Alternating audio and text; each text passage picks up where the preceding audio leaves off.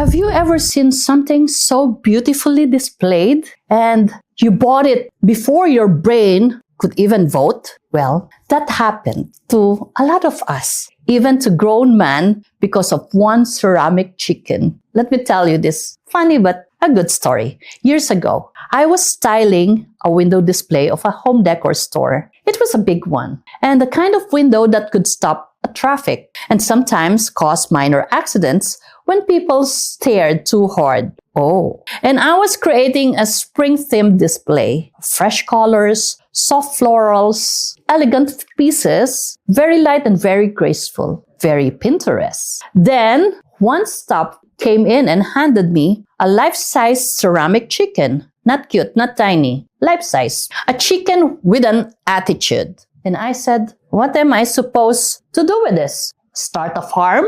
But the staff insisted it was a new item and the manager wanted it featured. So after 30 minutes of wrestling with my pride, I placed the chicken right in the center of the display on a beautiful pedestal under a perfect lighting, surrounded with flowers like a celebrity. Then we stepped back and that chicken looked majestic, like it woke up that morning and said, I am the Beyonce of poultry. And we all laughed. But the window looked surprisingly good. Yeah, even I was surprised. And then the next day, one man, a customer, stormed into the store and pointed at that chicken in the window. And he said, I want that. And we told him that it was part of the display for the entire season. And he said, no, you don't understand. I have never wanted a chicken before today. I don't know what's in that chicken, but he bought it immediately. Didn't even ask for the price. So that's when I realized something important, that people don't really fall in love with the item. They fall in love with the way we presented it. Because that ceramic chicken became irresistible because it was showcased with intention, clarity, and confidence. It wasn't the product. It was the story that surrounded it. And you know, in design lesson, in visual merchandising, window displays are powerful because they create the first impression. They tell the story before the customer enters, and they communicate value. And most especially, they trigger emotion. It sparks curiosity and differentiate the brand. And most importantly, window display, it should invite people in. Because a good window display shows everything. It shows the right thing. It highlights the hero piece, the mood, the theme, the promise, and the experience that the customer will get. And let me tell you, here's a professional truth most people never learn. Because if the window is weak, the store, it will suffer. But if the window is strong, the store, it will sell. And a great window display, it simplifies the message, but it amplifies the beauty. It hides the noise, it directs the eye, and elevates the ordinary. Because even the most random product, yes, just like that diva chicken, it becomes desirable when presented with clarity, beauty, and confidence. This is why designers obsess over angles, lighting, composition, negative space, line of sight, color story, and focal point hierarchy. Because a window display doesn't just show products, it shows identity. Now, let's go to some life lesson. And here's where it gets personal. People have window displays too. Whether we like it or not, the world sees us first through the energy that we project, the attitude that we carry, the way we speak, and the way we show up, the values we highlight, and the confidence we radiate, and the stories we allow others to see. Because some people hide their strengths behind the curtain, and some people let their insecurities sit in their front row. Some people display their fears more than their gifts. And here's a twist. Your life, it will always attract the opportunities that matches your display, what you display. So if your window shows doubt, you attract uncertainty. But if your window shows strength, you attract challenge and you can win. And if your window shows authenticity, you attract people meant for your journey. You don't need to fake anything. You don't need to show everything. You just need to be present. Present yourself with intention, the same way a well-designed window does. Show the world your truth, your courage, and your brilliance. Your humor? Yes. Your resilience? Yes, of course. Because the right people, they won't need the whole menu. They only need to see your hero piece. Just like that ceramic chicken, it became irresistible when it finally stood in the right light. Because you too can become unforgettable when you highlight the parts of yourself you've been hiding. Your story is your display. Your strength is your spotlight. And your authenticity, it's your invitation. And when you show up with intention, the world definitely will notice you. And it will come looking for you. This is Rowena. This is Raw, real, authentic, and worthy.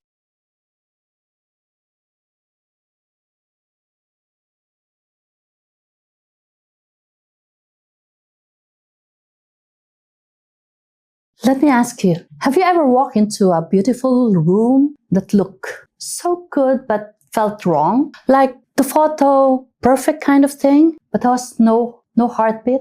I once worked on a stunning villa owned by a couple who had impeccable taste. Every piece was designer. Every fabric was premium. Every accessories, it has its own passport. And it was one of those homes where you enter and immediately hear your wallet whisper, "Don't touch anything." But something troubled me. The moment I stepped in, yes, the house was so beautiful. Architecturally, visually, Instagrammably beautiful. But it felt silent. Not peaceful, not calming, but just silent. The kind of silence that feels like the room is holding its breath. As I walk around, the wife proudly said, "Rowena, we followed all the rules. Symmetry, color, harmony, lighting, everything. But why does it feel empty?" So I looked around and suddenly understood everything matched. It's too perfect. The chairs match the curtains match the rug matched the wall art. Even the vases looked like they signed a contract to behave. There was no contrast. There's no tension, no layers, no surprise. Nothing to make your eyes curious or the heart respond. It was like a room that looked like it didn't want to be bothered. It didn't want anyone to bother him. So I took a deep breath and said, your home feels like a choir singing in perfect pitch, but no soloist. And then she stared at me and confused. So I explained, because when everything blends too much, nothing stands out. Because the true harmony doesn't come from sameness. It comes from relationship, from interaction, from movement. So I made one small change. I put a rough terracotta vase, warm, rustic, imperfect, and placed it right in the middle of their slick, polished coffee table. And the wife gasped, "Rowena, that doesn't match anything." And I said, "Exactly my point is, look." We stepped back and suddenly the softness of the sofa felt softer. The slick lines of the table, it felt sharper. The art of the wall, it felt deeper. And the room didn't lose harmony, but it gained a soul. Then the wife whispered, "Oh my goodness, the room just woke up." Because harmony is not the absence of difference. Harmony is the relationship between